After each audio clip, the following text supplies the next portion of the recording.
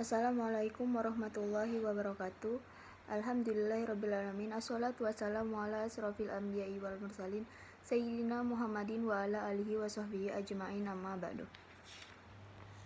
Segala puji hanya milik Allah Subhanahu wa ta'ala. Segala zat yang maha syukur yang telah memberikan beribu-ribu nikmat yang tak terukur, nikmat iman, nikmat Islam, sampai nikmat sehat walafiat.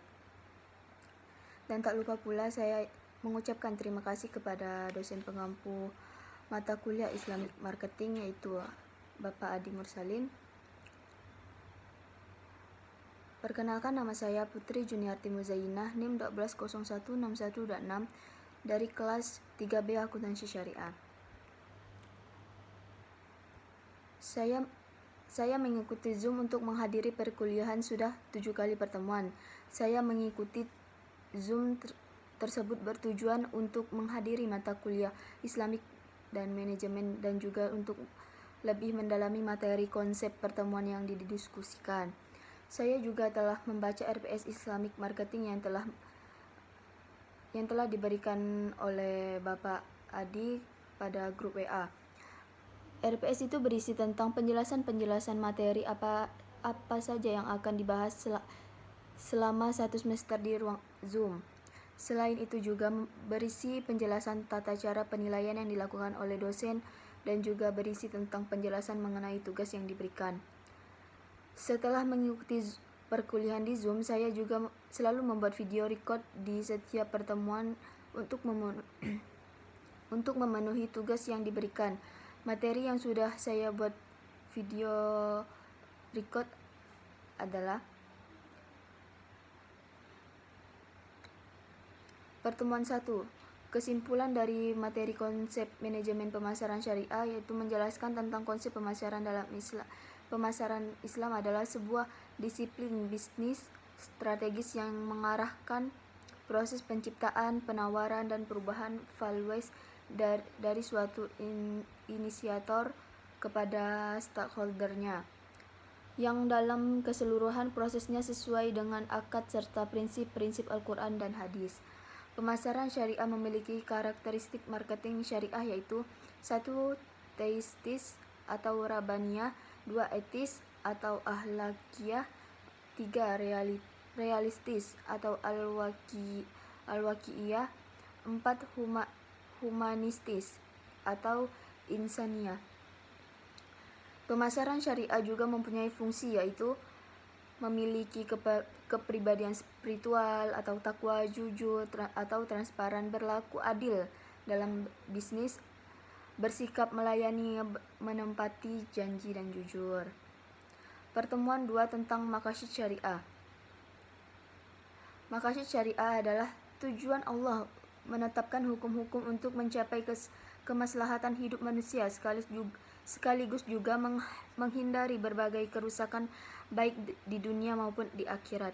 Maqasid syariah dalam perdagangan menurut Al-Ghazali dalam Syaifullah menjelaskan bahwa tujuan syariah utamanya adalah meningkatkan kesejahteraan manusia yang terletak pada perlindungan agama, hidup, akal, keturunan, dan harta, serta apa saja yang memantapkan perlindungan. Kelima hal ini merupakan kemaslahatan umum dan dikehendaki, termasuk pula dalam perdagangan.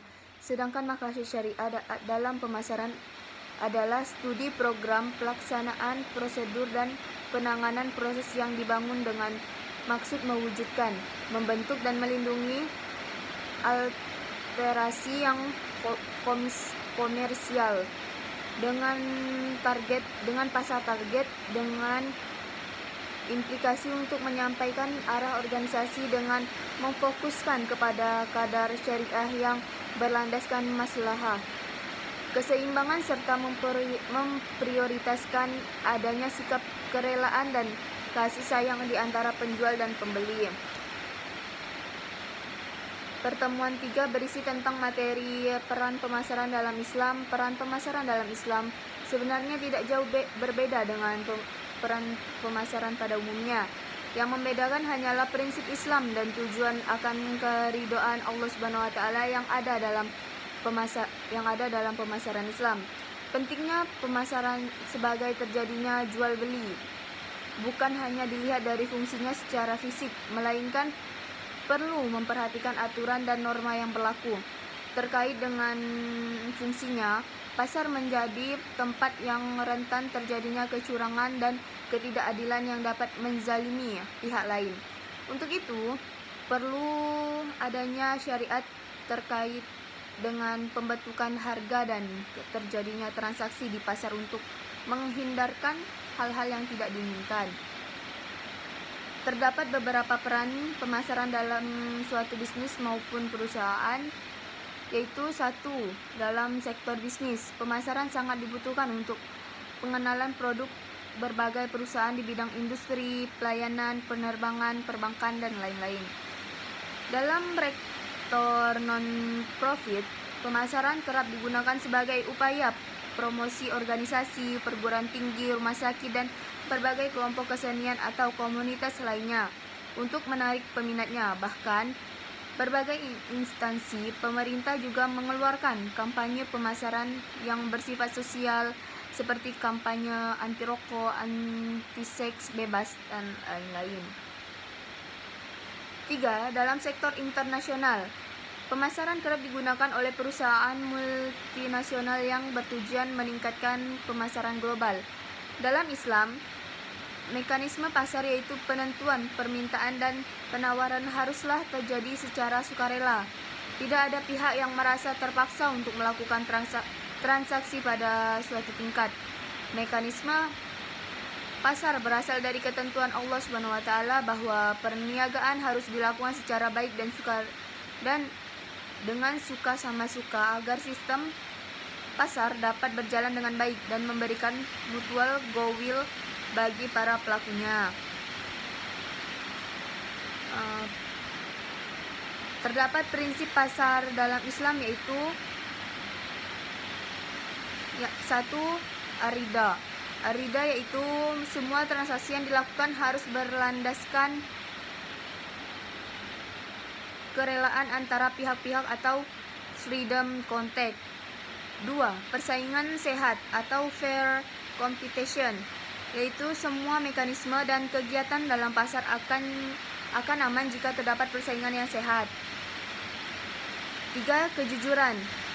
Kejujuran adalah pilar penting dalam Islam. Islam secara tegas melarang melakukan kebohongan dan penipuan dalam bentuk dan keadaan apapun, termasuk dalam mekanisme pasar. Selanjutnya, keterbukaan dalam keadilan, yaitu segala transaksi dan kegiatan dituntut untuk selalu benar dalam mengungkapkan kehendak dan keadaan yang sesungguhnya.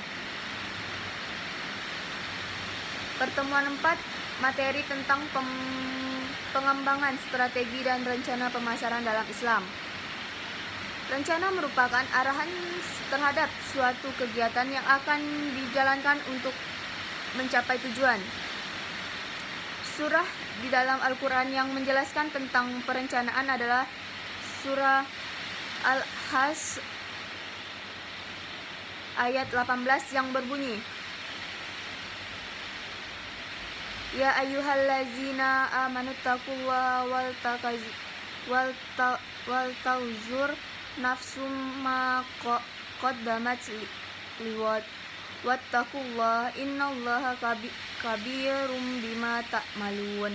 Di dalam surah ini Allah memerintahkan kita untuk selalu membuat perencanaan dan melakukan evaluasi dalam setiap aktivitas yang telah dilakukan sehingga segala sesuatu yang telah kita dilakukan dapat menjadi suatu keberkahan bagi kehidupan di dunia dan akhirat. Perencanaan pemasaran merupakan perumusan usaha yang akan dilakukan dalam bidang pemasaran dengan menggunakan sumber daya yang ada dalam suatu perusahaan guna mencapai tujuan dan sasaran tertentu serta pada waktu yang telah ditentukan. Ada beberapa cara mengembangkan strategi pemasaran yaitu 1. Segmentasi pasar. 2. Penentuan posisi pasar. 3. Strategi memasuki pasar. 4. Strategi marketing mix. 5. Strategi penentuan waktu. 6. Pengkajian peluang pertumbuhan. Pertemuan 5. Materi tentang tabayun dalam lingkungan bisnis Islam. Tabayun artinya mencari kejelasan tentang sesuatu masalah hingga jelas dan benar keadaannya. Secara istilah adalah meneliti dan menyeleksi berita, tidak tergesa-gesa dalam memutuskan masalah baik dalam hal hukum, kebijakan, dan sebagainya, hingga jelas dan benar permasalahannya. Tabayun itu penting dalam pemasaran karena Allah telah memperingatkan orang beriman tentang pentingnya tabayun. Tabayun terhadap suatu kabar berita merupakan kewajiban bagi kita dalam hidup bermasyarakat. Sebab terkadang kabar berita yang kita terima kebenarannya tidak bisa dipertanggungjawabkan. Tujuan tabayun itu yaitu menjaga keharmonisan umat manusia, menjaga jiwa dan harta manusia, pertanda kematangan akal dan cara berpikir, menjaga kehormatan dan ketentraman masyarakat, menjauhkan keraguan serta bisikan dan tipu daya setan, mengkokohkan kaum muslim.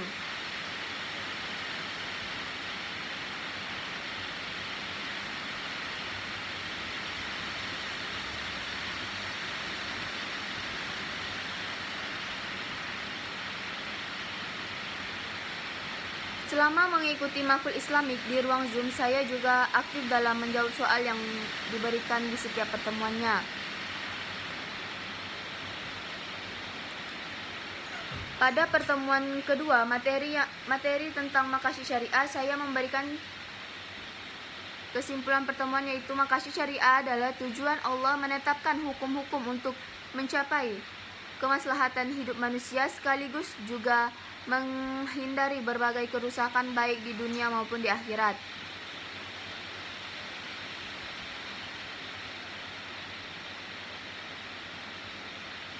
Makasih Syariah dalam pemasaran adalah studi program pelaksanaan, prosedur, dan penanganan proses yang dibangun dengan maksud mewujudkan, membentuk, dan melindungi alterasi yang komersial dengan pasar target dengan implikasi untuk menyampaikan arah organisasi dengan memfokuskan kepada kadar syariah yang berlandaskan maslahah, keseimbangan, serta memprioritaskan adanya sikap kerelaan dan kasih sayang di antara penjual dan pembeli.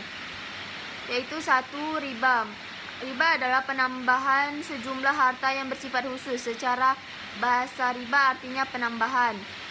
2. Talaki rukban. Talaki rukban juga disebut sebagai talaki silai, yaitu peristilahan dalam fikih muamalah yang menggambarkan proses pembelian komoditi atau barang dengan cara mencegat orang desa yang membawa barang dagangannya, hasil pertanian seperti beras, jagung, dan gula, sebelum sampai di pasar agar ia dapat membeli barang. Yang ketiga, bai najas. Bai najas yaitu rekayasa pasar dalam demand atau permintaan yang terjadi apabila seorang produsen menciptakan permintaan palsu, sehingga seolah-olah ada banyak permintaan terhadap harga suatu produk yang menyebabkan harga jual produk tersebut naik. Yang keempat, tadlis. Tadlis adalah transaksi yang mengandung suatu hal yang tidak diketahui oleh satu pihak. Yang kelima, jual beli gharar. Jual beli gharar adalah jual beli atau akad yang mengandung unsur penipuan karena tidak ada kejelasannya. Ketidakjelasannya suatu barang baik dari sisi agar kualitas, kuantitas maupun keberadaannya. Yang keenam, ihtikar. Ihtikar adalah kegiatan ekonomi yang dilakukan oleh seseorang pelaku ekonomi dengan menimbun suatu barang dengan tujuan mendapatkan keuntungan sebesar-besarnya tanpa melihat kesusahan orang lain.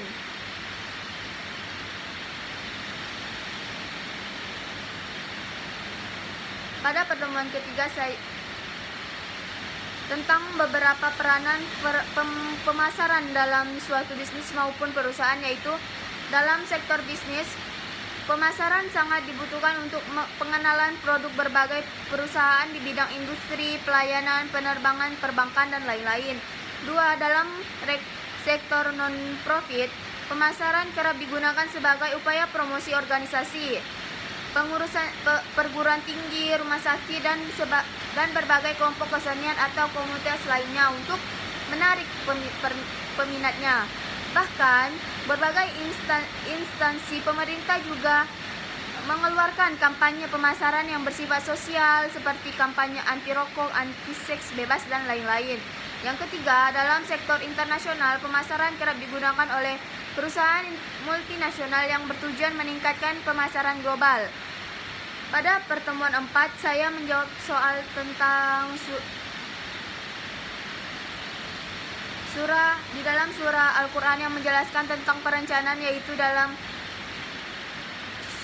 surah Al-Hajj ayat 18 yang berbunyi, yang kandungan surahnya berisi tentang, yaitu Allah memerintahkan kita untuk selalu membuat perencanaan dan melakukan evaluasi dalam setiap aktivitas yang telah dilakukan, sehingga segala sesuatu yang telah kita lakukan dapat menjadi suatu keberkahan bagi kehidupan di dunia dan akhirat.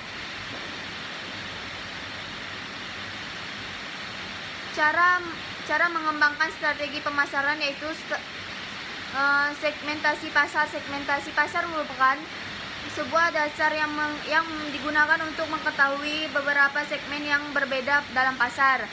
Penentuan posisi pasar. Perusahaan berusaha memilih pola konsentrasi pasar khusus yang dapat memberikan kesempatan maksimal untuk mencapai tujuan pelopor. Selanjutnya, strategi memasuki pasar. Ada beberapa cara yang ditempuh perusahaan untuk memasuki segmen pasar, yaitu yang dituju, yaitu memasuki pasar dengan membeli perusahaan lain, memasuki pasar dengan berkembang sendiri, memasuki pasar melalui kerjasama dengan perusahaan lainnya. Selanjutnya, strategi marketing mix. Strategi ini merupakan kombinasi dari 4 variabel atau kegiatan yang merupakan inti dari sistem pemasaran perusahaan, yaitu produk, harga, promosi, dan distribusi. Selanjutnya, strategi penentuan waktu.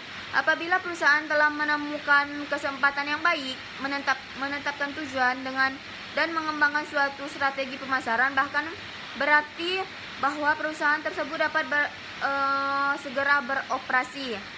Selanjutnya, pengkajian peluang pertumbuhan. Pengkajian peluang pertumbuhan dapat dilakukan dengan perencanaan bisnis baru, penyusunan, dan penghilang bisnis lama.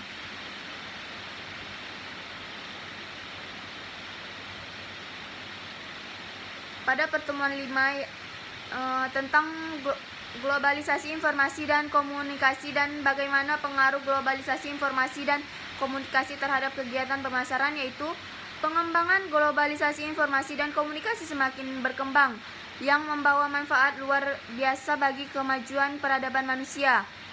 Informasi dan komunikasi yang dulunya terbatas sekarang sangat luas. Hanya dengan membuka alat canggih seperti televisi, komputer, dan handphone, kita bisa menjangkau hal-hal yang tidak bisa diketahui. Hal ini tentu berpengaruh dalam kegiatan pemasaran. Dengan informasi dan teknologi yang semakin luas, mempermudah penjual melakukan promosi produk hanya dengan sosial media maupun platform berjualan. Pada pertemuan 6, soal tentang mengapa manajemen perusahaan melakukan riset pasar. Karena pentingnya riset pemasaran bagi perusahaan dengan tujuan dijalankannya marketing research atau riset pemasaran, yaitu untuk mengetahui dan melakukan analisa hal yang dibutuhkan atau diperlukan oleh masyarakat dan juga untuk mengetahui pesaing bisnis. Dengan dilakukannya marketing research, maka akan bisa mengetahui produk atau jasa yang ditawarkan, di mana produk atau jasa itu diperlukan dan kualitas produk seperti apa yang dibutuhkan oleh konsumen.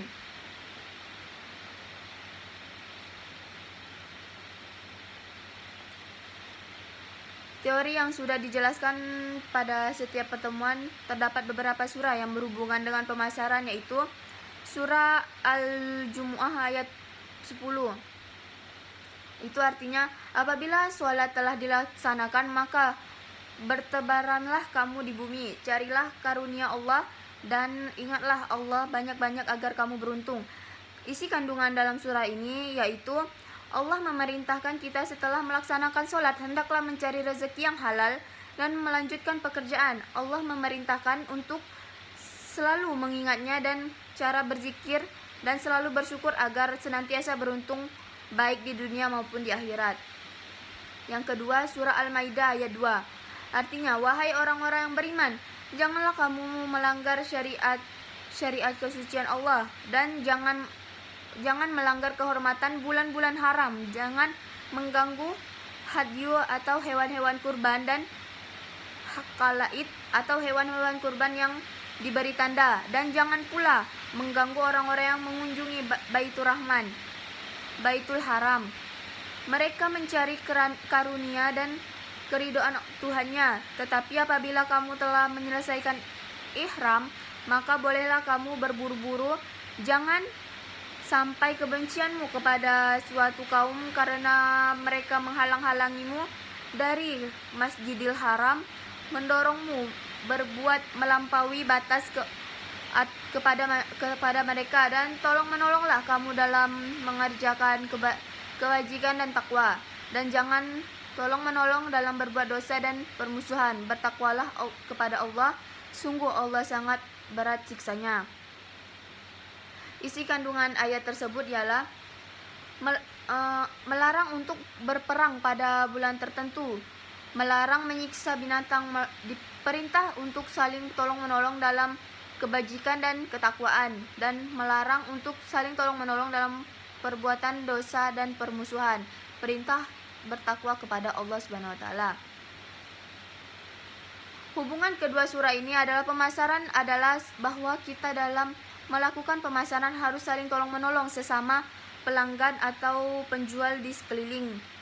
Di sekeliling kita juga dianjurkan melakukan pemasaran yang halal yang tidak membawa kita dalam kemungkaran. Contohnya berdagang hendaklah selalu mengingat Allah dan dengan berzikir agar selalu diberikan kemudahan dalam berjualan. Pemasaran Islam adalah sebuah disiplin bisnis strategis yang mengarahkan proses penciptaan, penawaran, dan perubahan values dari satu inisiator kepada stakeholdernya, yang dalam keseluruhan proses sesuai dengan akad serta prinsip Al-Quran dan hadis. Konsep pemasaran Islam terdapat di surah Al-Jumu'ah ayat 10 yang menjelaskan tentang apabila kita telah melaksanakan sholat, maka hendaklah pergi keluar rumah untuk mencari rezeki dan karunia Allah, dan juga hendaklah kamu selalu mengingat Allah agar kita senantiasa mendapat keberuntungan. Salah satunya dengan berdagang seperti firman Allah yang terdapat dalam surah Al-Baqarah ayat 275 yang menjelaskan bahwa telah menghalalkan jual beli dan mengharamkan riba.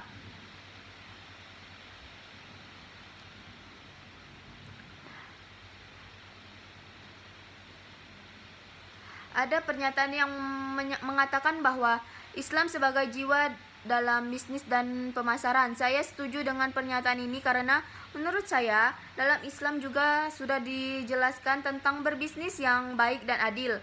Dalam berbisnis kita harus selalu menerapkan prinsip-prinsip Islam yang terdapat dalam Al-Quran dan hadis agar bisnis tersebut terhindar dari kecurangan seperti terhindar dari riba. Maka dari itu Islam sangat berperan penting dan bisnis maupun pemasaran.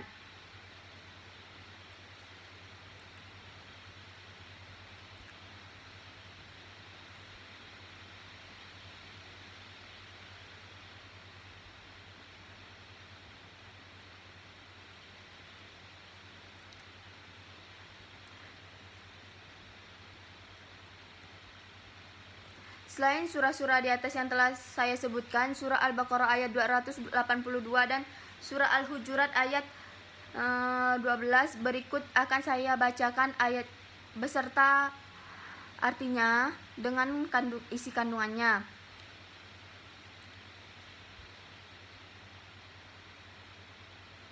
Isi kandungan dalam surah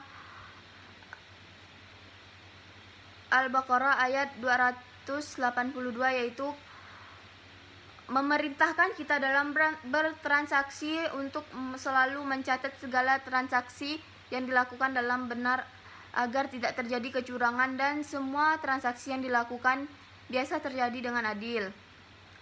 Selanjutnya surah Al-Hujurat ayat 12. Isi kandungan dalam surah ini yaitu berisi larangan untuk berburuk sangka kepada orang lain dan mencari-cari kesalahan dari orang lain, dan juga perumpamaan orang yang melakukan hal yang dilarang untuk dilakukan adalah seperti orang yang suka memakan daging saudaranya yang sudah mati. Hubungan kedua surah ini dengan pemasaran adalah bahwa dalam pemasaran misalnya berdagang, jika ada pembeli yang berhutang, hendaklah salah satu dari orang tersebut mencatat transaksi tersebut dengan benar agar tidak terjadi kecurangan dan menghindari kegiatan riba. Selain itu juga dalam pemasaran kita dilarang untuk berburuk sangka kepada orang lain seperti pembeli berburuk sangka kepada penjual untuk melakukan kecurangannya.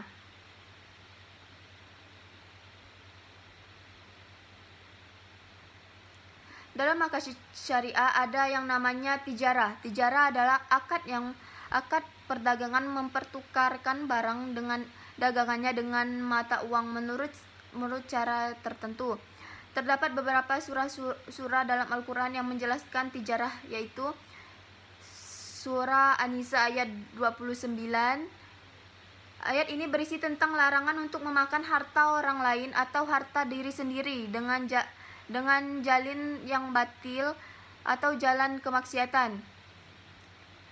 Yang kedua surah An-Nur ayat 37. Yang ketiga surah Fatir ayat 29. Yang keempat surah Al-Asaf ayat 10. Kandungan ayat ini berisi tentang Allah ingin menunjukkan perdagangan yang dapat menyelamatkan kita dari azab yang pedih. Dalam makasih syariah juga menjelaskan hal-hal yang dilarang Allah Subhanahu wa taala dalam melakukan perdagangan, yaitu riba.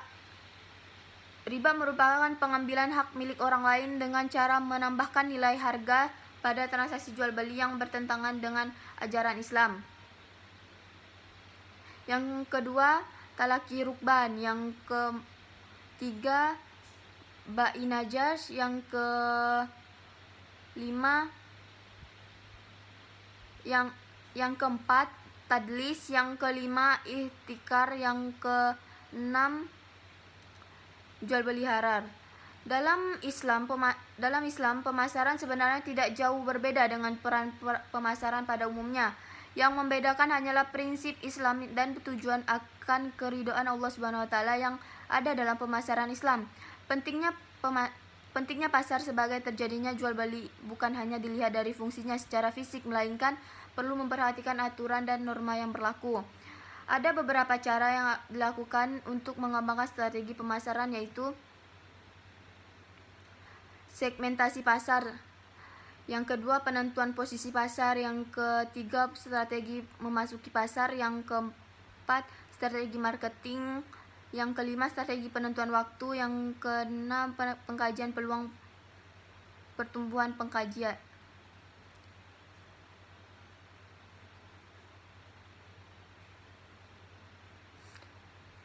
Tabayun adalah mencari kejelasan tentang sesuatu masalah hingga jelas dan benar keadaannya. Secara istilah adalah meneliti dan menyeleksi berita, tidak tergesa-gesa dalam memutuskan masalah baik dalam hal hukum, kebijakan, dan sebagainya.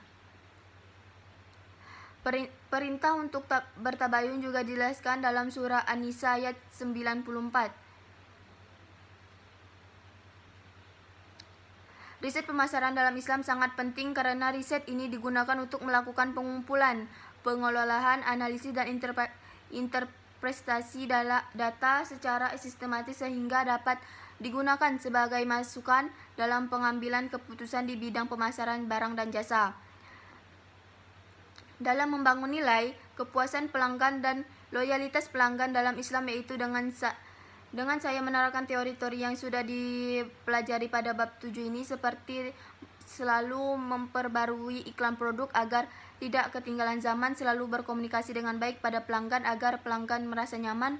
Lalu saya meningkatkan pelayanan yang ada, dan saya juga selalu mengevaluasi produk saya agar setiap pelanggan merasa puas dengan terjadinya berlangganan untuk membeli produk yang saya buat, dan dengan begitu nilai loyalitas pelanggan akan meningkat.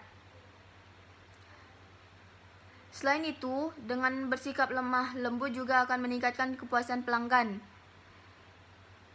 Sebagaimana firman Allah dalam surah Ali Imran ayat 159.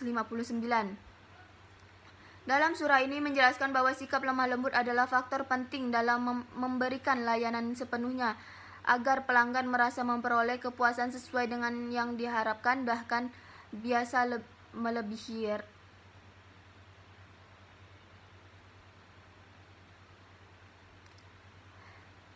Selain bersikap lemah lembut, kita juga selalu murah hati kepada pelanggan, sebagaimana terdapat dalam surah Al-Furqan ayat 63. Dalam ayat ini menjelaskan bahwa sikap murah hati merupakan bagian dari akhlak mulia. Sikap murah hati adalah dengan memberikan bantuan secara ikhlas kepada yang memerlukan. Orang yang murah hati akan disukai masyarakat dan dicintai Allah. Dan juga bersikap dengan mengutamakan kepentingan pelanggan juga akan meningkatkan nilai loyalitas pelanggan, sebagaimana firman Allah, yaitu dalam surah Al-Hajj ayat 9, yaitu dalam surah ini menjelaskan bahwa mengutamakan kepentingan orang lain merupakan faktor penting dalam kepuasan pelanggan, karena mengutamakan kepentingan orang lain sangat dianjurkan dalam Islam. Demikian penjelasan yang dapat saya sampaikan.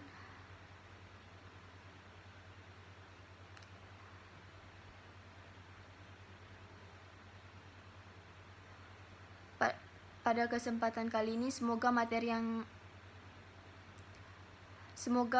saya sampaikan ini dapat bermanfaat bagi kita dan dapat kita aplikasikan dalam kehidupan sehari-hari. Mohon maaf bila ada perkataan yang kurang berkenan, karena manusia tidak luput dari kesalahan. Saya akhiri video dengan mengucap hamdalah alhamdulillahirabbil alamin.